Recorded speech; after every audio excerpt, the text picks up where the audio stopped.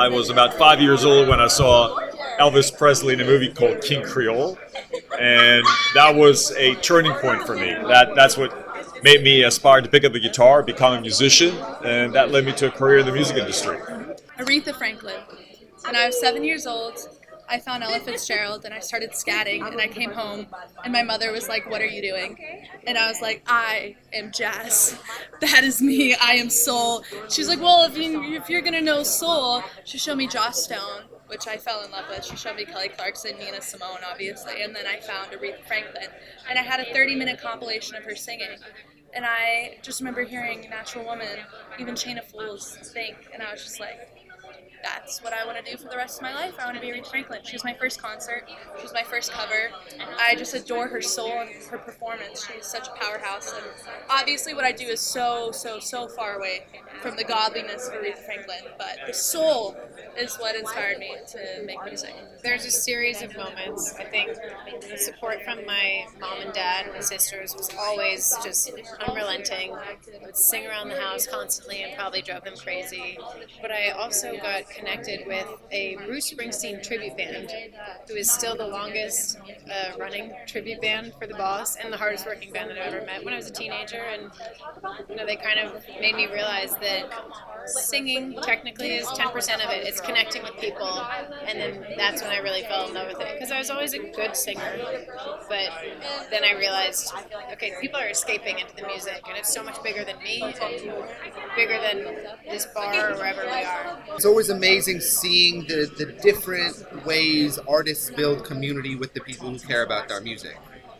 The tour with John has been incredible because it's just seeing him up on stage alone in front of 15,000 people having a conversation about what it's felt like to be himself for the last 20 years and how much of those songs have intertwined into other people's lives. To me, that's one of the most rewarding parts of my job, is when someone tells me that a song I have written has helped them understand a part of their life, a part of their emotional self, a part of their relationships in a deepened, more intricate way.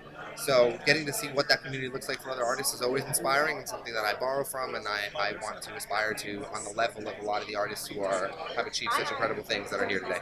Music is the ultimate storytelling machine, and because it penetrates us in the deepest way, it goes straight to our emotions. It has the ability to move us like no other art form. And I learned English by listening to music. I aspire to move to America and immigrate by listening to American artists and American music.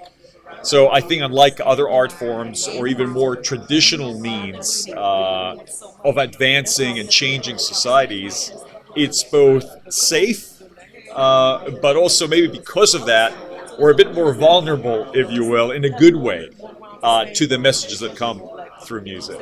I just try and be as unaffected as I can when I'm writing, and of course you have to write for yourself and you have to stand by what you're saying, but I also know that once you release a song and you give it away, it belongs to the listener, and that's very freeing if you remind yourself of that, because then they can become malleable and people can attribute meaning to the songs in a way that affects their life or helps them through that situation. Yeah, the question I always ask myself in the writing process is, am I being honest? Am I being sincere? I'll often try and get really close to the moment in my life that I'm writing about emotionally and hold it up for myself. And then as I'm writing the song, I compare, does the feeling of this moment in my life give me the same feeling as the song is giving me? And as long as they're different, it feels dissonant in my body. So the goal of writing is to try and get them to match, because that way I know that the song will then make me feel the way that part of my life felt, which will make someone else be able to access that part of their life with the song too. I lived in Nashville for 15 years, but I grew up down the road, Potomac, Maryland.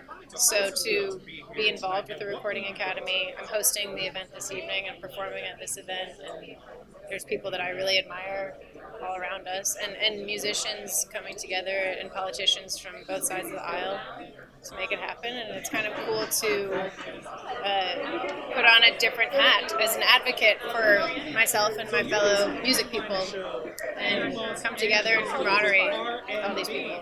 First of all, I love music and I love supporting the music industry.